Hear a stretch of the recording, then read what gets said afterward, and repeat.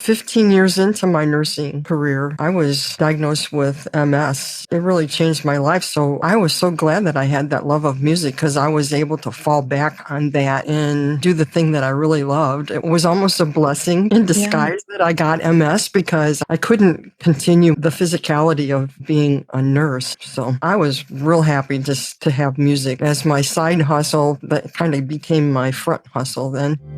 Welcome to Second Verse, the podcast for indie artists who are rediscovering their creative calling later in life. I'm your host, Becky Boylant, singer-songwriter, StoryBrand certified brand messaging expert, and web developer.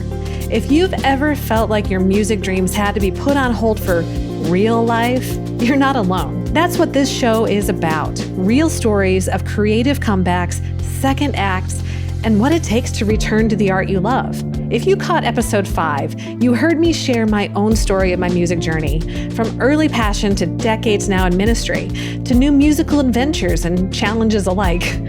And if there's one thing I've learned through that process, and through the stories of so many other artists, it's that the creative spark never really goes out.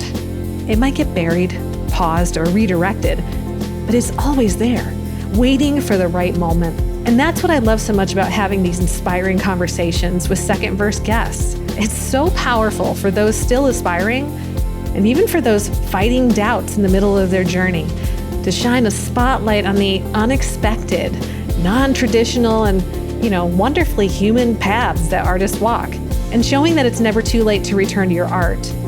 In fact, it can be the unexpected that either makes that musical path harder or the greatest refuge and second act ever. And you'll hear that in the story of today's guest, Cindy Slee. Cindy is an award-winning singer-songwriter, producer, and keynote concert speaker, whose story is nothing short of inspiring.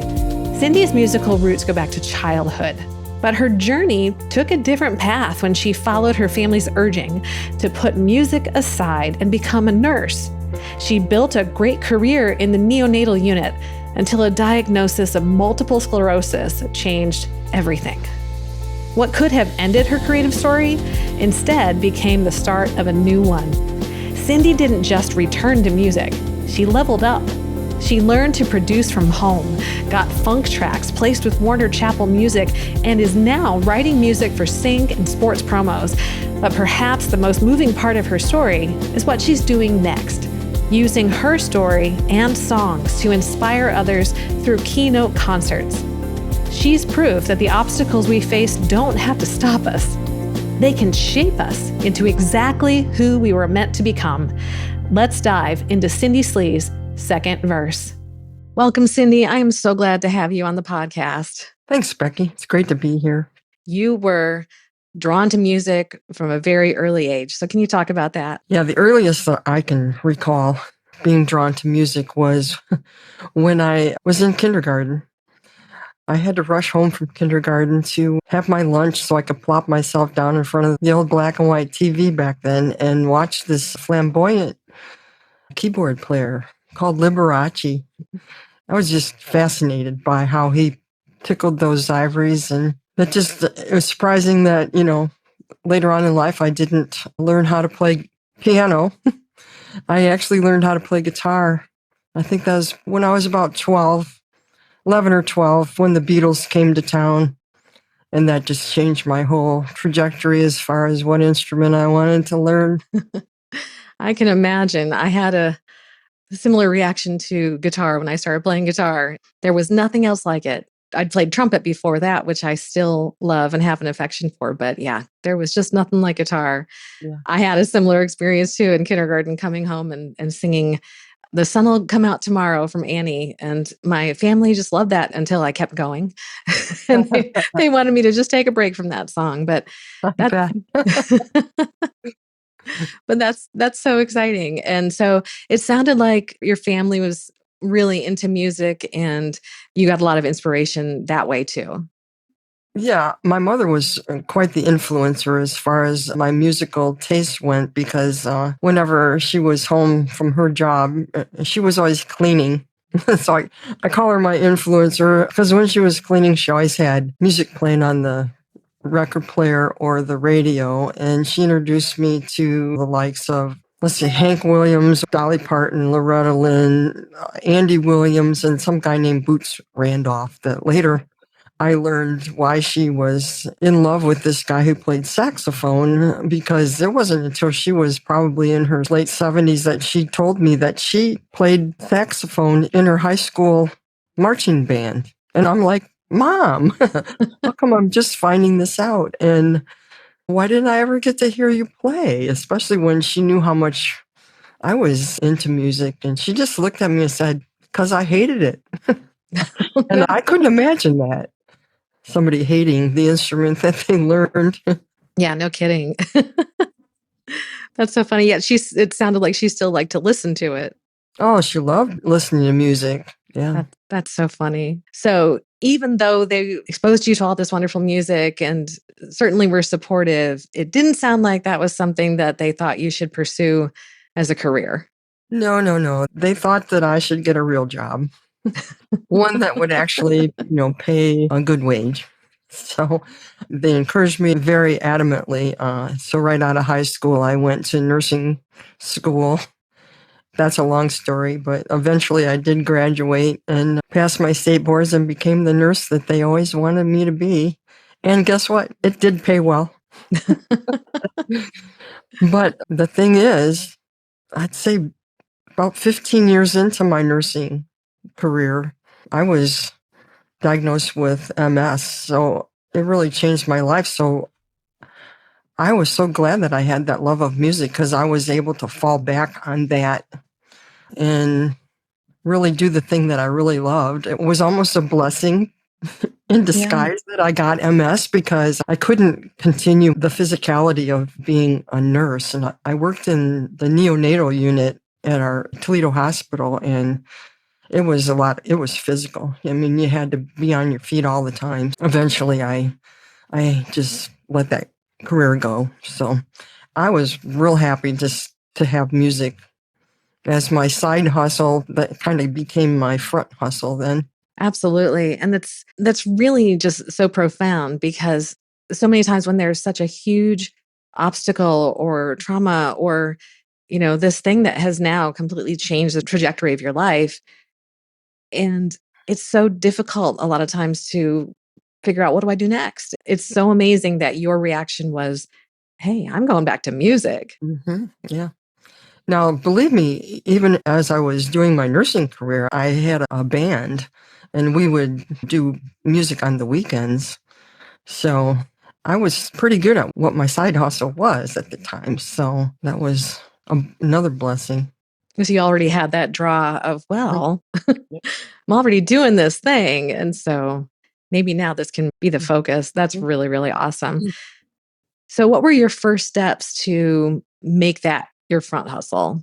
Probably the first 8 years of MS was just horrendous. There were no meds back then for MS, and I went through a lot. And then when I finally came out on the other side, I will say, without getting into all the details, I was reminded that I had this talent that was given to me. And so I actually went to a local contemporary Christian church and started playing on their music team. It was one of the mega churches here in the areas. And I ended up playing there for 6 years, playing acoustic guitar. I didn't sing or do anything I just wanted to be in the background playing my guitar.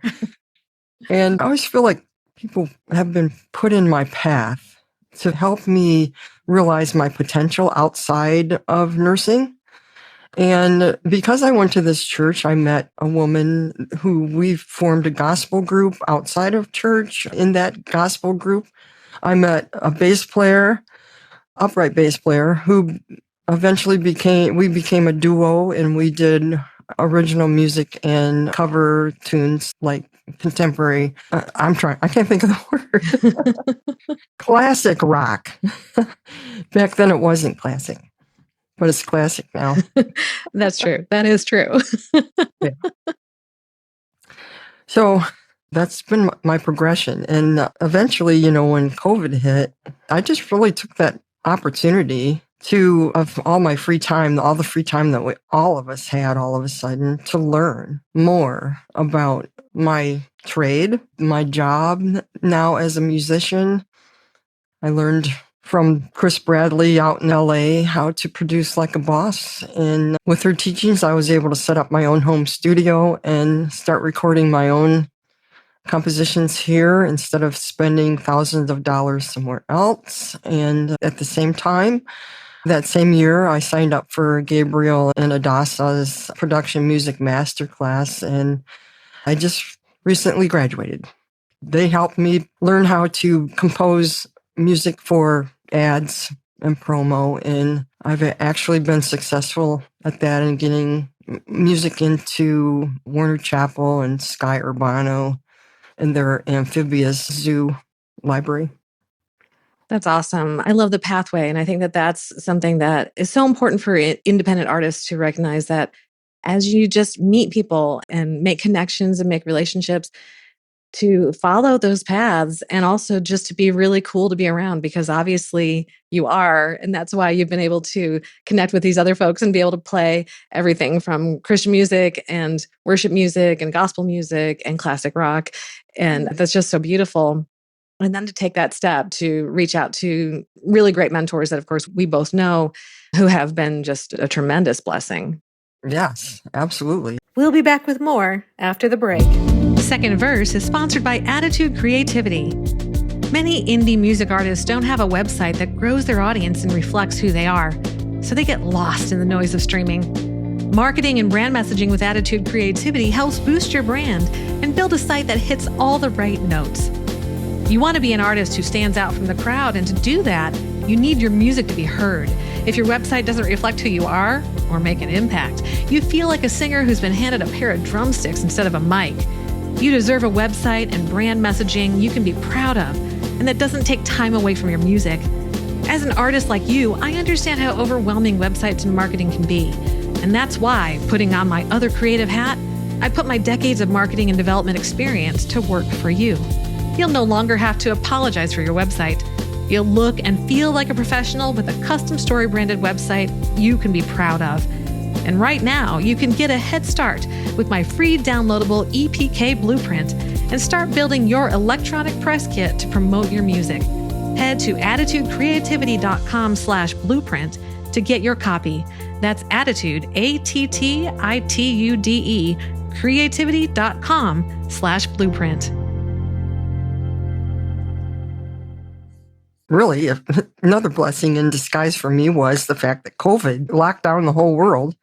If that hadn't happened, I probably never would have had these people cross my path. Yeah, I feel that myself. And I see that so many times too, that this is just such an interesting season where it did give an opportunity for so many artists to figure this thing out and have access to people that we would not have had any access to. Right. It's not like we live where most of these folks are. And so it shut down the world, but it also opened up the world in a really amazing way. I know that there are certain weeks where I may talk to people in Europe just as much as I talk to people around me. And it's really exciting to be able to interact with people all over the world and have almost that peer connection because of all of these technologies and resources that we have. That's the amazing part, that little old me from Perrysburg, Ohio, can be doing vocal tracks for someone in Denmark, and knowing people that, like you said, I never would have known had it not been for the advent of online courses and Zoom technology that took off in 2020. And, not to diminish how challenging that was for everyone. Absolutely. But yeah, it's a life-changing thing just to be connected to people and have these opportunities. So I totally hear that. That's so exciting. Talk about what you have, the kinds of music that you have going on, because you're doing production music and working on songwriting as well. What are you working on right now? Right now, I'm collaborating with a gentleman from Baltimore. We're collaborating on a sports promo album of instrumentals. So you might know him. His name's Damon Foreman from the Production Music Masterclass. I just finished and have sent off my delivery for a second funk album. I actually Very had my first funk album is already on Warner Chappell, and that right there is amazing to me that I was able to soak it in and actually write songs of funk music for ads and promo. I'm waiting to hear one of them in an ad, so I can be like amazed. Oh, for sure. And the other thing I'm working on now is I'm still writing songs with someone I met way back when I went to nurses training, and she's also a nurse, and we started a band way back then. But her name's Teresa Konwinski, and we've recently written 2 more songs. We want to make an EP to go along with. I'm trying to get my speaker program going, inspirational speaker concerts. Now, were you in a band with her as well, did you say? Or you were just co-writing back when you were nurses? In nurses training, we met and found that we both loved music. She played keyboards and I played guitar. And even way back then, we wrote songs together. When she graduated from nurses training, she moved out of state, and we would send lyrics and chord charts through the mail. There was none of that instant gratification we have now of emails and Zooms. So it was a very slow process. But yes, she's been a lifelong friend, and she lives here now. She's lived here for many, many years. So she's just one of those friends that she's my sister from another mother. And we just both love songwriting. And she's an accomplished author also. So we're writing, like I said, the 6-song album to go with my Keynote concert. That is so awesome. I mean, to have somebody that you've been writing with, and really also, there are times when it's just really beautiful to look back at the way that things used to be.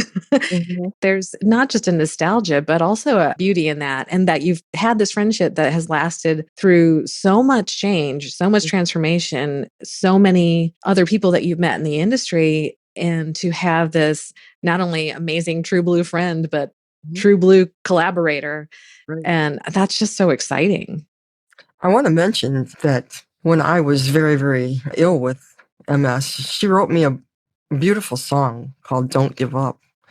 So if your listeners are able to go to my website, they can hear that song. It's just beautiful. Oh, that's wonderful. Yes, we should all definitely check that out. And so these Keynote concerts that you mentioned, I believe you said that's basically your next act in music. Yes. And yeah, tell us about that. Well, I think that this is going to be my final chapter in my musical journey. I just have so much that I've went through, so much that I have persevered through, love, loss, resilience, that my next chapter is I want to go out and give inspiration to others with my stories and my music. Part of my story is that I really did get very depressed at one time in my MS journey. Suicide was attempted, but was interrupted. So I'm still here. And I've got that story to tell and to inspire people to reach out and not give up on themselves. So that's what I want to do. I want to go out there in my last few years that I have and spread some inspiration. That's so beautiful and such a powerful message. And even just hearing you share that little bit about that is both so moving and so motivating. And really that, I believe, is the point of the Keynote concert, which is so much more than just someone coming in and giving a little corporate speak, but rather something so much deeper and so much more amazing. And I think inspiring for those who want to live their dream as they get to experience your music and that part of the story, and then be empowered and encouraged to rise above tremendous challenge. I just think that's amazing. So had you thought about that for a long time, or was that something that came up for you that you knew would be an opportunity you couldn't pass up? Well, as you know, when we're parts of these different groups that we're in, they present other people to us, like Chris Bradley presented Gabriel at one point, and eventually I took his course. Well, it may have been Chris Bradley, too, that introduced me to Ti Amo. And he is a keynote concert speaker, and he's been doing it for about 20 years. So he has a course. And over the past probably, I don't know, 4 or 5 years, his name would come up and I would think, no, I don't think so. But then last year, his name came up again and this voice in my head just said, it's time. So I started signing up for some of his courses and learning just what a keynote concert was and if it was something that I thought I could do. And it turns out it's something I think I can do. I actually have I've done some Zoom practices with my keynote concert, but I have a big one coming up where I will do my presentation to a live crowd and play my music, tell my stories, play my music. Well, that's I'm excited. wonderful. I'm scared, but I'm excited. That's natural. I think that's pretty natural. Yeah. And I think that that's an important point that so many times we have to hear it over and over and see this presented before us before we sometimes take the leap. Other times it's, yes, I'm going to do this right now. But there's value in almost sort of just waiting for these things sequentially to happen and pop up. I'm not sure I would have been ready for this 4 or 5 years ago. Well, that was right when COVID hit. So I didn't even know how to produce my own music then. Yeah.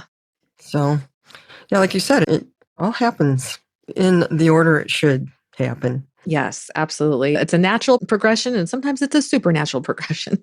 Yeah, I agree. Totally. So then the challenge comes, of course, as an independent artist that, especially with the varying things that you do and offer to promote yourself, and that can definitely look very different depending on what an artist is doing. And have you been able to find audiences online and connect with people? Well, I'm talking to you right now. So that is true.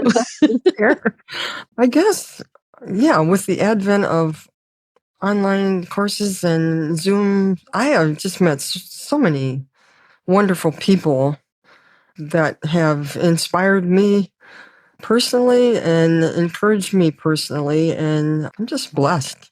I guess probably at my age and the fact that I don't fit the usual thing that people are looking for to make into a big star or whatever.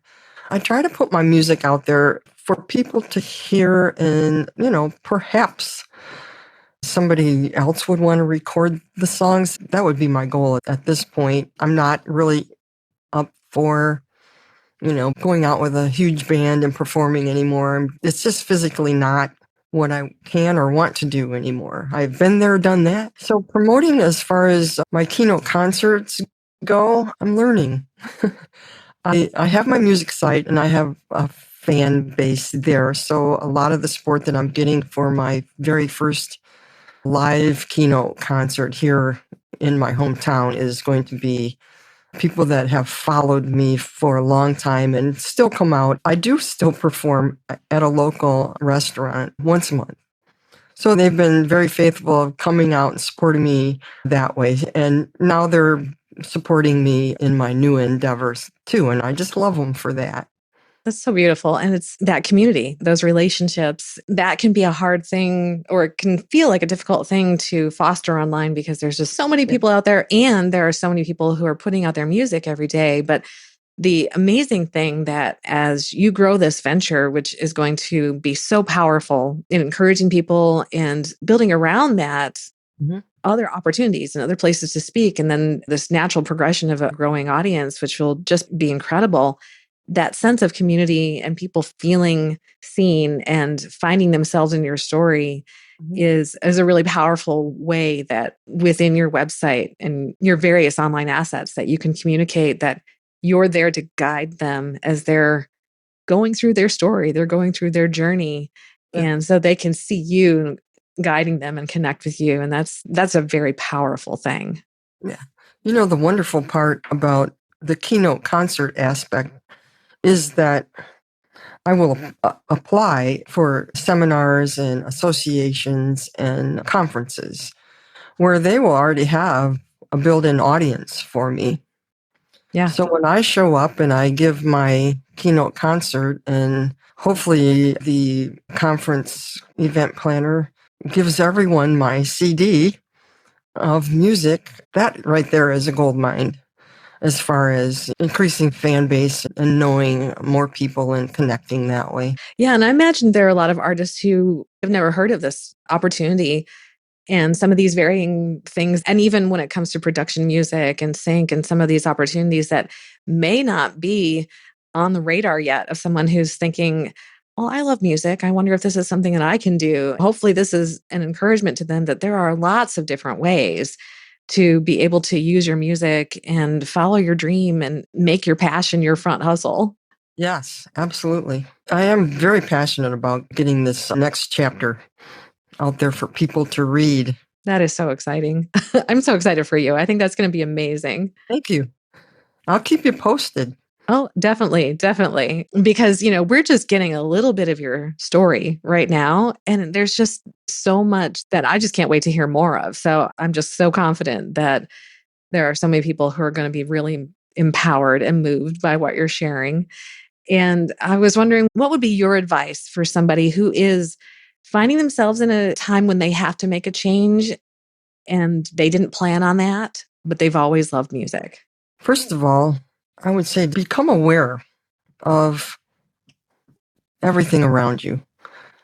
Because, like I said, people were put in my path all along my journey.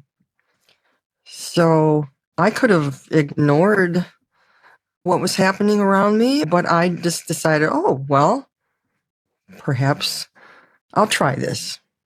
And if that didn't work out, then I would try something else.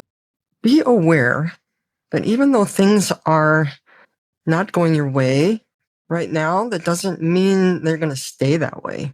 Yeah. You have to look for that silver lining in your dark clouds because it's there somewhere. You just have to sometimes sit back, take a deep breath, take stock of what your next steps could be, and then start looking for either that supernatural being or that little voice in your head. Start paying attention. Because I could have easily just let MS define my whole life and just say, okay, well, I can't do anything now. I'm just going to be a handicapped person. Can't work, can't play sports anymore. I could have done that. I didn't want to. I'm a stubborn redhead. You can't tell now. But yeah, stubborn redhead. And like I said, people and opportunities were placed in my path. So that is my advice. Keep your eyes open. That's huge. Thank you. I love that. So we did mention your websites a little bit, but let's just remind everybody, where can they find out more about you, get in touch with you, and invite you for a keynote? Well, my Keynote website is kind of under construction, but it's there. And it's CynthiaKeynoteConcerts.com. All one word. That's CYNTHIA, KeynoteConcerts.com. On there, there's a link to take you to my music website, which is CindySleeMusic.com. And then I'll have everything in the show notes so that everybody can click through it directly and not miss a thing. And of course, they want to go check out your music and your keynote concerts. This has been so great. And I'm so glad that you have come on the podcast. I'm so excited to see what's going to happen next. You got to keep us updated. I will do that. Thank you so much. This has been a wonderful experience for me. I can't wait to keep you posted. Thank you so much. You're so welcome. That conversation with Cindy Slee is one I'll carry with me for a long time. Her courage, perseverance, and deep sense of purpose are such powerful reminders that there's always a way forward, even when life takes an unexpected turn. She didn't choose the challenge, but she chose her response. After being diagnosed with multiple sclerosis, Cindy needed to step out of her nursing career, but she could have also let music go. Instead, she leaned into her passion and added tons of new skills and musical relationships on top of her already existing experience and long-standing collaborations. She built a new chapter from the ashes of the old. When nursing became physically impossible, she didn't see it as the end. She saw it as a beginning. She stepped in with a hunger to learn. And she found power in her own story. Through her Keynote concert, Cindy is using music and vulnerability to help others know they're not alone in their challenges and their desire to live creative lives. Even when those seem to be at odds, it's worth investing in yourself to make your dreams happen and to encourage and empower others to do the same. So, dear listener, these are your action steps. In the StoryBrand framework, one of the guide's greatest assets is empathy. And that comes from lived experience. Think about your own story. What part of your journey could help someone else feel seen? Is that story present in how you show up online? Is it buried under trying to look polished? Or are you letting people connect with the real you? People follow artists that they relate to, not just artists who look impressive. So whether you're building a fan base or promoting something like Cindy's Keynote concerts, your real-life resilience is part of what makes your brand magnetic. If you need help uncovering and communicating that clearly, that's what I do through Attitude Creativity. If this episode inspired you, encouraged you, or reminded you of your own strength, please take a moment to subscribe, leave a review, and share Second Verse with a friend. That helps the podcast grow and be found and makes more episodes like this possible. And now I'm excited to share a song from Cindy Slee. Stick around to hear Once in a Lifetime. And as always, keep chasing your second verse.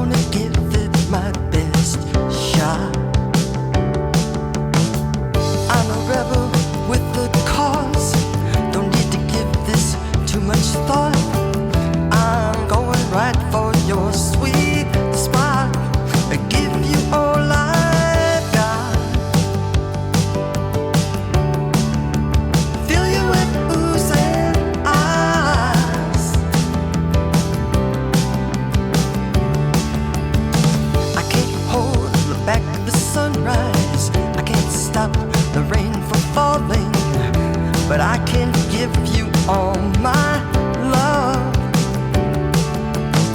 I can't go on without you. I love everything about you.